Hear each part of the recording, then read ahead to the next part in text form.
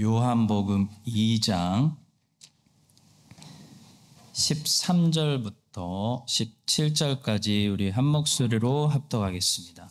유대인의 유월절이 가까운지라 예수께서 예루살렘으로 올라가셨더니 성전 안에서 소와 양과 비둘기 파는 사람들과 돈 바꾸는 사람들이 앉아있는 것을 보시고 노끈으로 채찍을 만드사 양이나 소를 다 성전에서 내쫓으시고 돈 바꾸는 사람들의 돈을 쏟으시며 상을 엎으시고 비둘기 파는 사람들에게 이르시되 이것을 여기서 가져가라. 내 아버지의 집으로 장사하는 집을 만들지 말라 하시니 제자들이 성경 말씀에 주의 전을 사모하는 열심히 나를 삼키리라 한 것을 기억하더라. 아멘.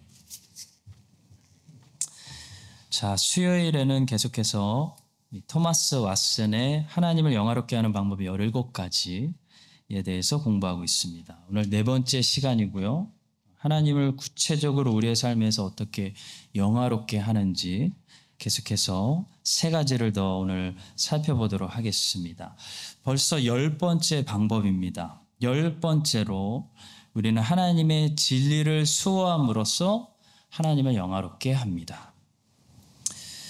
유다서 1장 3절은 진리를 지키기 위해서 싸우라고 이렇게 말씀합니다. 사랑하는 자들아, 우리가 일반으로 받은 구원에 관하여 내가 너희에게 편지하려는 생각이 간절하던 차에 성도에게 단번에 주신 믿음의 도를 위하여 힘써 싸우라는 편지로 너희를 권하여야 할 필요를 느꼈으니. 자, 이 말씀의 배경을 좀 설명을 해드리면요. 먼저 유다는 누구입니까?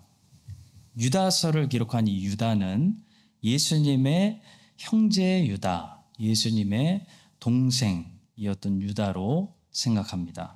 이 유다가 성령에 감동되어 하나님의 말씀을 기록했는데요.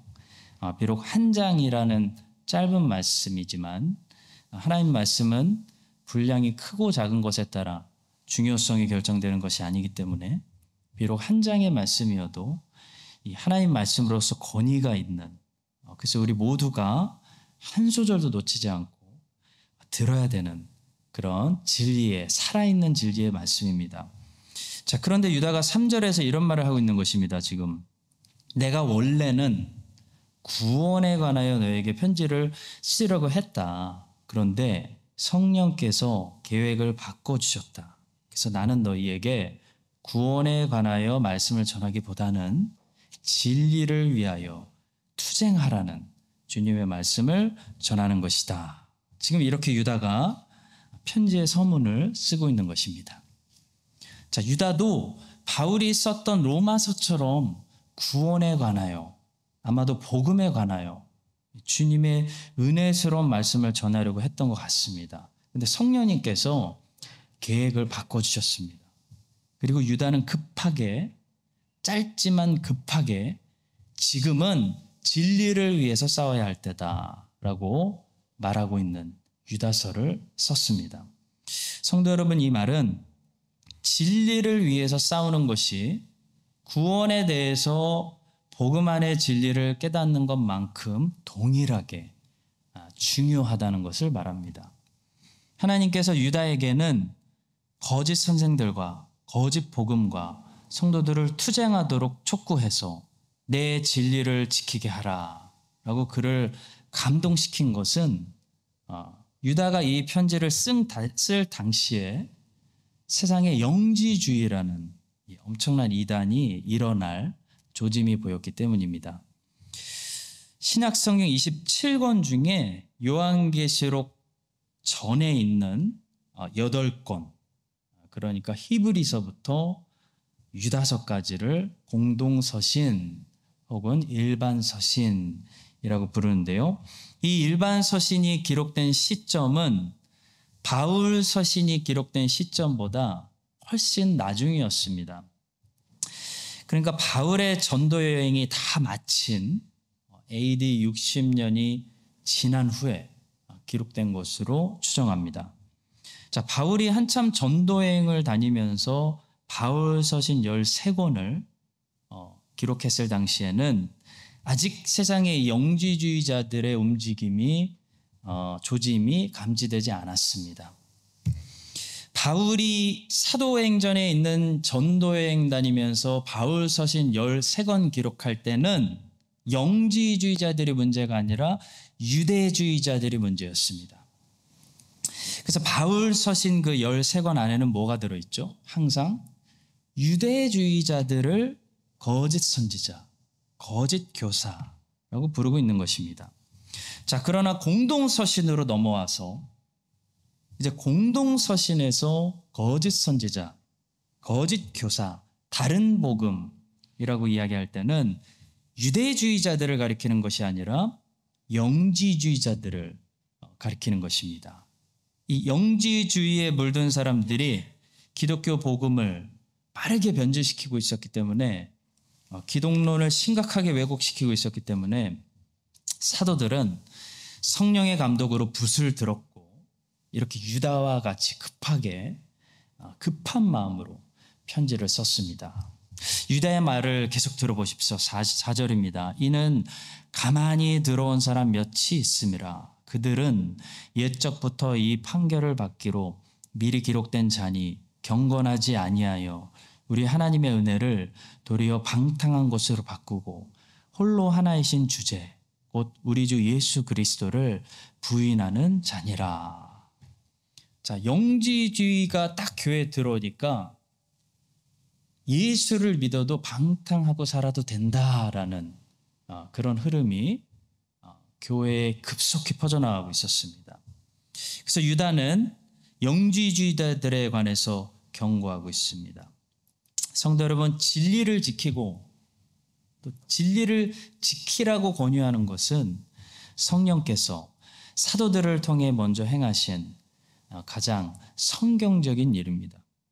사도 바울은 전도여행을 하는 동안 항상 유대주의자들과 싸웠고, 그래서 사도 바울이 기록한 바울 서신 13권을 보면 항상 그 안에 유대주의자들과 싸운 흔적들, 곧 그들이 말하는 믿음만이 아니라 믿음과 할례받음 그리고 율법 지킴으로 하나님 앞에서 의롭게 된다는 그 이단에 맞서서 순수한 진리의 복음을 설명하고 있는 이 바울이 이단하고 수없이 싸웠던 흔적들이 바울 서신 13권 전체 어디서나 찾아볼 수가 있습니다. 그런데 공동서신도 마찬가지입니다. 베드로전서, 베드로후서, 요한서신, 유다서 다 이단들의 거짓 가르침, 영지주의와 싸운 흔적들이 가득하고 그들로부터 진리를 지켜내는, 가르치는 말씀입니다. 성도 여러분, 우리는 어떻게 하나님께 영광 돌릴 수 있을까요? 사도들처럼 또 성경 안에 이 가득한 흔적처럼 진리를 위해서 거짓을 드러내고 진리를 분별해내고 진리를 수호할 때 하나님께 큰 영광을 돌리게 됩니다. 왜냐하면 하나님의 영광은 복음 안에서 가장 빛나는데요. 그 복음이 변질되면 하나님의 영광도 훼손되기 때문입니다. 바울이 그렇게 복음을 지키려고 했던 것은 복음 안에서 가장 빛나는 하나님의 영광을 훼손시키지 않으려고 했기 때문입니다. 우리는 사도가 전해진 복음을 제대로 깨닫고 제대로 세상에 전할 때 모든 사람들을 낮추고 그리스도를 높이는 하나님께 큰 영광 돌리는 사람들이 되는 것입니다.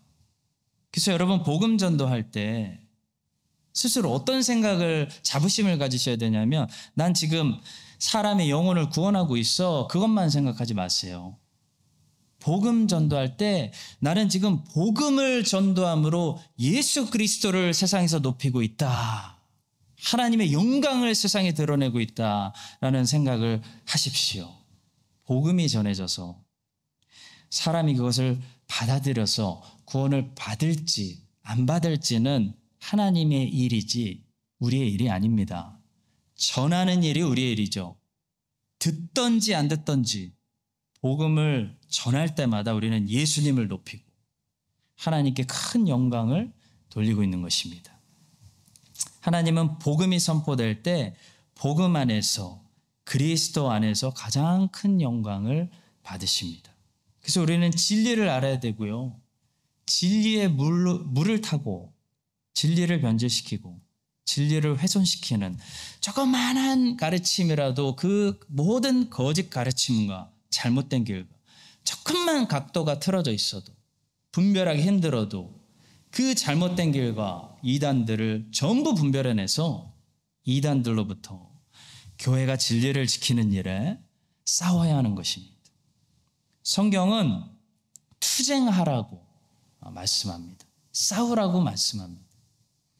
예수님께서는 진리를 지키기 위해서 그렇게 투쟁했던 이 초대교회들을 분명히 잊지 않고 칭찬하셨습니다.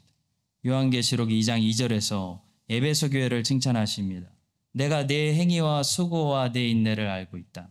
또 악한 자들을 용납하지 아니한 것과 자칭 사도라 하되 아닌 자들을 시험하여 그의 거짓된 것을 내가 드러낸 것과 또 계속 칭찬하십니다. 오직 내게 이것이 있으니 내가 니골라당의 행위를 미워하는도다. 나도 이것을 미워하노라. 니골라당의 가르침. 아주 복음과 비슷한 가르침이었습니다. 에베소 교회는 분별해냈다는 거죠. 에베소 교회는 니골라당이라는 이 복음과 비슷한 메시지를 전하는 사람들을 아주 예리하게 구별해낼 수 있는 그런 분별력이 있었습니다. 우리 교회는 복음과 비슷한 메시지를 들었을 때 이것은 복음이 아니구나 라는 것을 아주 예리하게 구별해낼 수 있는 분별력을 키워야 됩니다. 반대로 버가모 교회는 어떤 교회였냐면요. 순교자가 나올 정도로 주님을 사랑하는 교회였는데요. 그러나 발람의 교훈과 니골라당의 교훈, 그 비슷한 교훈을 분별해내지 못해서 그것이 왜 어떻게 잘못되었는지를 알지 못해서 그 교훈들을 지키다가 주님께 책망받았습니다. 그러나 내게 두어 가지 책망할 것이 있나니 거기 내게 발람의 교훈을 지키는 자들이 있도다. 발람이 발락을 가르쳐 이스라엘 자손 앞에 걸림돌을 놓아 우상의 제물을 먹게 하였고 행음하게 하였느니라. 이와 같이 내게도 니골라당의 교훈을 지키는 자들이 있도다. 그러므로 회개하라. 그리하지 않으면 내가 내게 속히 가서 내 입의 검으로 그들과 싸우리라 말씀하십니다. 두아디라 교회도 예수님께 많은 칭찬을 받았는데도 불구하고 예수님께서 꼭 그냥 지나가지 않으시고 그들이 진리를 지키지 못하고 거짓 선지자의 가르침에 빠졌던 죄를 굳이 책망하고 계십니다. 19절과 20절입니다. 내가 내 사업과 사랑과 믿음과 섬김과 인내를 아노니 내 나중 행위가 처음 것보다 많도다. 그러나 내게 책망할 일이 있노라. 자칭 선지자라 하는 여자 이세벨을 내가 용납함이니 그가 내 종들을 가르쳐 깨어 행음하게 하고 우상의 제물을 먹게 하는도다. 성도 여러분, 크라이스트처치 한인장로교회가 아무리 사업과 사랑과 믿음과 섬김과 인내로 주님을 지금처럼 기쁘게 하는 교회가 되어도요, 신학적으로 바로 서지 못하고 이런저런 잘못된 가르침을 용납하고 이단적인 성경 해석을 가지고 있으면요, 이 교회는 더 열매 맺지 못하고 주님께 책망받는 두아디라 교회 같은 교회가 되고 말 것입니다. 요한계시록에 나오는 우리 주님께서 자기의 7 교회들에게 하시는 말씀을 전부 종합해 보면 항상 빠뜨리지 않고 하시는 말씀이 있어요. 항상 들어가는 말씀, 거짓 가르침에 관한 부분입니다. 항상 책망하시는 부분 중에 거의 대부분이 무슨 문제였냐면 이단을 분별하지 못하고 용납한 잘못에 관한 것이었습니다. 성도 여러분, 우리에게는 이게 별로 중요하게 느껴지지 않을 수 있지만 이것을 중요하게 여기는 것이 성경적인 것이고 그것이 성경적이기 때문에 종교개혁자들과 개혁신앙을 물려받은 세대들은 교리를 만들었습니다. 그래서 교리를 가르치고 교리를 지키는데 그렇게 애를 써왔던 것입니다. 그 결과로 그들은 하나님께 큰 영광을 돌리는 삶을 살았습니다. 왜냐하면 하나님은 진리를 수호하는 자, 진리를 지키는 자들을 통해 하나님이 맡기신 복음, 진리를 지키는 자들을 통해 영광을 받으시기 때문입니다. 성도 여러분, 크라이스트 찬인장로교회가 할 일이 참 많습니다.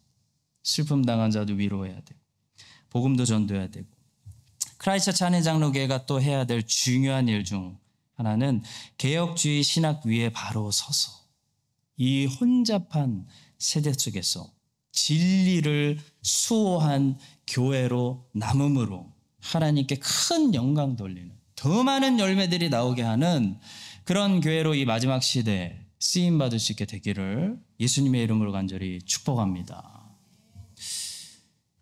자, 11번째로 우리는 하나님을 찬양함으로써 그분을 영화롭게 합니다. 토마스 왓슨이 이런 말을 했습니다. 우리는 기도를 할 때는 인간으로서 행한다. 찬양을 할 때는 천사처럼 행하는 것이다. 기도는 매우 인간적인 것이죠. 인간이니까 기도합니다. 이 땅에 있으니까 기도합니다. 근데 찬양은 인간적인 것이 아니라 천사처럼 마치 천국에 우리가 있는 것처럼 행하는 가장 하늘나라와 가까운 행위가 바로 찬양입니다. 성경을 보니까 천사는 그래서 항상 하나님을 찬양하고 있습니다. 또 다윗은 이렇게 말합니다. 주 나의 하나님이여 내가 전심으로 주를 찬송하고 영영토록 주의 이름에 영화를 돌리오니. 찬송하면 그것이 주님의 이름에 영광을 돌리게 되는 것이다. 성령의 감동을 받은 다윗이 고백한 내용입니다. 그런데 고린도전서 3장 16절은 이렇게 말하죠. 우리의 몸이 하나님의 성전이다. 너희는 너희가 하나님의 성전인 것과 하나님의 성령이 너희 안에 계시는 것을 알지 못하느냐. 여러분, 이 성전 안에서 당연히 하나님을 찬양하는 노래소리만 나와야 하겠죠. 주중에도 이 복도에 계속해서 하나님을 찬양하는 소리를 하루 종일 거의 틀어놓습니다.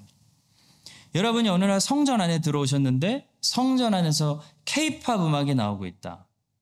사탄을 찬양하는 노래들이 흘러나오고 있다. 여러분 당황하고 분노하시겠죠. 누가 틀었어? 누가 이런 노래를 틀은 거야? 어떻게 하나님을 예배하는 성전에서 K-팝이 나와? 뭐 이렇게 말하지 않으실 분들이 어디 있겠어요? 우리 교회는 다 열심히 있으셔서 그렇게 말하실 겁니다. 그런데 성도 여러분, 성경은 이제 우리의 몸이 하나님의 성전이라고 말해요. 그런데 이 성전된 몸에서 어떤 소리가 흘러나오고 있는지, 성전에서 무슨 소리가 들리는지, 자꾸 성전에서 무슨 소리가 들리는지, 무엇을 통해 알 수 있을까요? 어디를 통해 알 수 있을까요? 바로 말을 통해 알 수 있습니다. 입술을 통해 알 수 있다는 거죠. 입술에서 흘러나오는 것이 말을 들어보면 감사의 말들로 하나님을 찬양하고 있는지 아니면 불평, 원망, 불신 말들로 가데스 바네아에서 하나님을 시험했던 그 10명의 정탐꾼들처럼 하나님을 진노하게 하는 말들이 흘러나오고 있는지 말을 들으면 내가 어떤 성전인지 알 수 있습니다. 시편 50편 23절에서 하나님께서는 감사의 말을 하는 자가 하나님께 영광을 돌린다 말씀하고 계십니다. 감사로 제사를 드리는 자가 나를 영화롭게 하나니 그의 행위를 옳게 하는 자에게 내가 하나님의 구원을 보이리라. 우리는 찬송가만 잘 부른다고 하나님을 찬양하는 사람이 되는 것이 아닙니다. 다윗은 사실 노래를 잘했기 때문에 찬양으로 하나님께 영광 돌리는 그런 찬양의 사람이 된 것이 아니고요. 다윗은 입술이 달랐습니다. 입술에서 늘 감사하는 말이 흘러나오고 늘 믿음의 고백이 흘러나오고 늘 하나님을 인정하는 말이 흘러나왔기 때문에 다윗은 말이 아름다웠기 때문에 찬양하는 사람, 찬양으로 하나님께 영광 돌리는 그런 사람이 될 수 있었다는 것이죠. 여러분, 다윗이 노래를 잘 불러서 기타를 연주 잘해서 찬양으로 인정받는 사람으로 지금까지 알고 계셨다면 그렇지 않습니다. 노래가 좋아서 다윗이 찬양으로 인정받은 사람이었다면 베토벤의 노래가 오늘까지 우리에게 전달되는 것처럼 하나님께서는 다윗이 작곡한 그 노래가 우리에게 전달되게 하셨겠죠. 그러나 하나님은 다윗의 노래가 우리에게 전달되게 하지 않으셨습니다. 하나님은 다윗의 고백이, 다윗의 말이 시편에 담아서 우리에게 전달되게 하셨습니다. 다윗은 시편 150편 중에 73편을 작사했습니다. 다윗의 시편은 하나님을 인정할 수 없는 상황에서 하나님을 인정하는 말로 가득합니다. 다윗의 시편은 감사할 수 없는 상황에서 하나님께 감사하는 말들로 가득합니다. 다윗의 시편은 도저히 기뻐할 수 없는 상황에서 하나님 때문에 만족하고 기뻐한다는 고백들로 가득합니다. 아름다운 말로 가득한 거예요. 이게 찬양이에요. 성도 여러분, 우리는 우리의 말이 거듭나서 우리의 말이 아름다운 하나님을 기쁘시게 하는 그런 찬송의 가사같이 될 때 하나님께 영광 돌리는 삶을 살 수 있습니다. 야고보서 3장, 말장이죠. 말의 장. 너무 어려운 장. 야고보서 3장은 말의 장이라고 부를 수 있을 정도로 이 말의 중요성에 대해서 가르치는데요. 혀는 능히 길들일 사람이 없나니 쉬지 아니하는 악이요 죽이는 독이 가득한 것이라. 이것으로 우리가 주 아버지를 찬송하고 또 이것으로 하나님의 형상대로 지음을 받은 사람을 저주하나니 한 입에서 찬송과 저주가 나오는도다. 내 형제들아 이것이 마땅하지 아니하니라. 샘이 한 구멍으로 어찌 단물과 쓴물을 내겠느냐. 성도 여러분, 우리의 몸이 이제 성전이고 우리 입술이 찬송의 도구입니다. 여러분과 제가 우리의 입술에서 하나님이 들으시기에 아름다운 말들을 이제 밖으로 꺼내서 우리 입술로, 우리의 말로, 우리의 아름다운 언어로 하나님을 찬송하며 하나님께 영광 돌리는 삶을 살 수 있기를 예수님의 이름으로 축복합니다. 자, 오늘의 마지막 12번째로요. 우리는 하나님의 이름을 위해 열심을 내므로써 그분을 영화롭게 합니다. 성경에 보시면 하나님을 향해 특별히 열심을 가졌던 사람들을 성경은 매우 존귀하게 평가하고요. 칭찬하고 있는 것을 보시게 됩니다. 자, 첫 번째로 민수기에 나오는 비느하스에 대한 평가를 한번 들어보십시오. 비느하스. 제사장 아론의 손자 엘라살의 아들 비느하스가 내 질투심으로 질투하여 이스라엘 자손 중에서 내 노를 돌이켜서 내 질투심으로 그들을 소멸하지 않게 하였도다. 자, 이게 무슨 말씀이냐면 비느하스는 이때 제사장도 아니었거든요. 이때 제사장은 엘르아살이었습니다. 엘르아살이 화를 내더라도 화를 내야 되는데 꾹 참고 있고요. 갑자기 비느하스가 제사장 제치고 무대에 등장합니다. 제사장 엘르아살도 가만히 있는데 제사장도 아닌 제사장의 아들이 도저히 못 참아서 무대 앞으로 나오는 거예요. 여러분, 어떻게 보면 건방진 것 같고 질서를 어기는 것 같지만 하나님은 비느하스의 이 행동을 칭찬하고 계십니다. 비느하스는 사실 이 행동 때문에 하나님께 은혜를 받게 되죠. 성도 여러분, 하나님을 위해 이런 열심을 가질 때 우리는 하나님께 큰 영광을 돌리게 됩니다. 하나님 기뻐하세요. 다윗도 바로 이런 식으로 하나님을 기쁘게 하며 무대에 나타난 사람이죠. 골리앗이 하나님을 막 모독하고 욕한 지 오랜 시간이 지났는데도 아무도 나서서 왕도 가만히 있었습니다. 골리앗의 입을 막는 사람이 없었어요. 그때 다윗은요, 칼도 제대로 들어본 적이 없는 그냥 목동이었습니다. 목동. 다윗은 그때 군복도 어떻게 입을지 모르는 군복을 입고 움직이는 것이 불편한 사람이었거든요. 근데 다윗은 하나님을 향해 열심히 있었기 때문에 기다리지 못하고 나와봐 그리고 무대에 등장하는 거예요. 다윗의 말을 들어보십시오. 사무엘상 17장 26절입니다. 다윗이 곁에 서 있는 사람들에게 말하여 이르되 이 블레셋 사람을 죽여 이스라엘의 치욕을 제거하는 사람에게는 어떠한 대우를 하겠느냐. 이 할례 받지 않은 블레셋 사람이 누구이기에 살아계신 하나님의 군대를 모욕하겠느냐. 다윗의 말입니다. 자, 여러분, 예수님께서 이제 오늘 본문입니다. 어느 날 예루살렘 성전에 들어가셨는데요. 사람들이 장사하느라고 기도하는 하나님의 집을 완전히 엉망으로 만들어 놨던 거예요.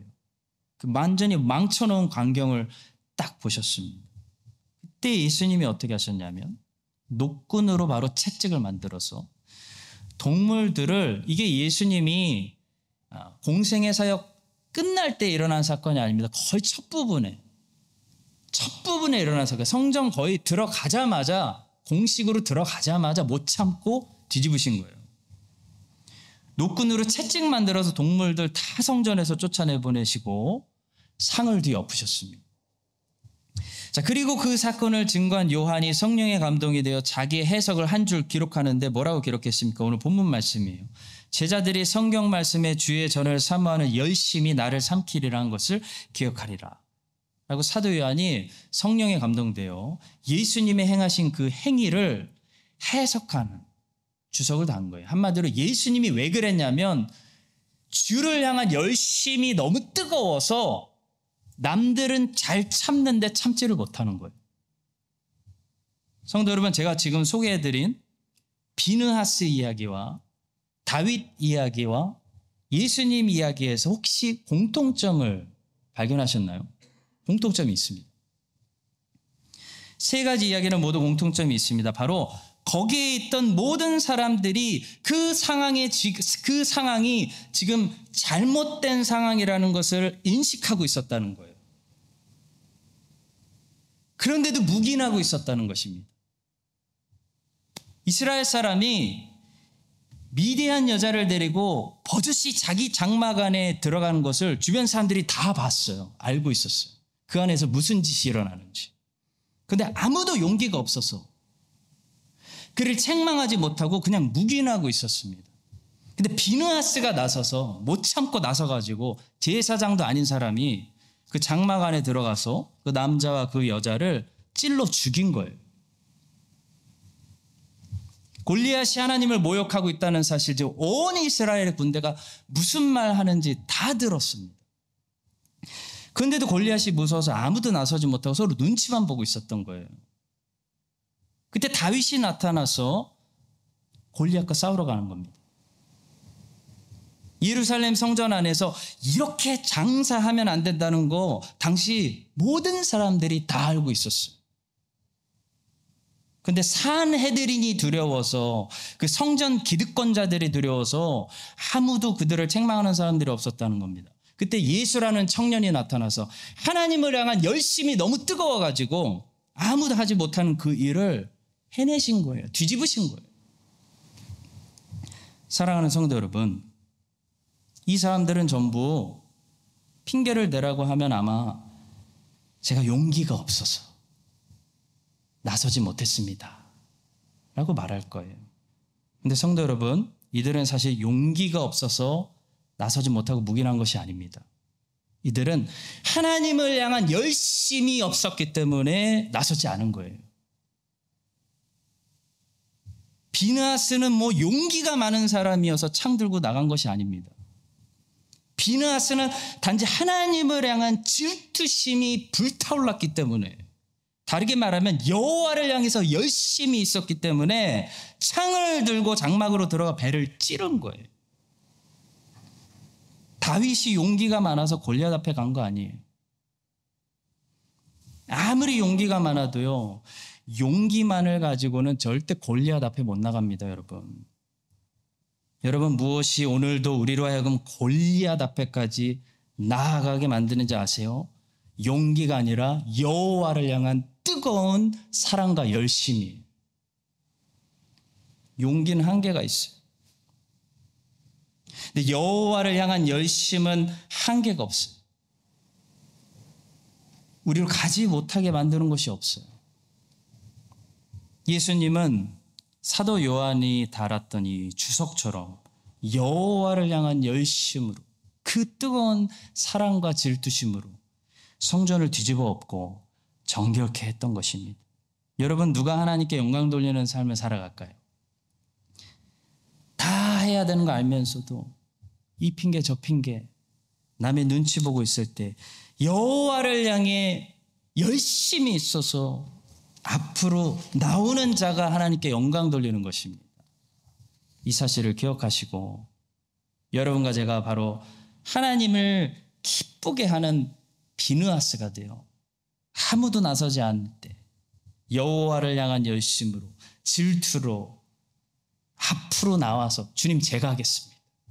문제를 해결하는 하나님께 영광 돌리는 자들이 되시기를 예수님의 이름으로 간절히 축원합니다.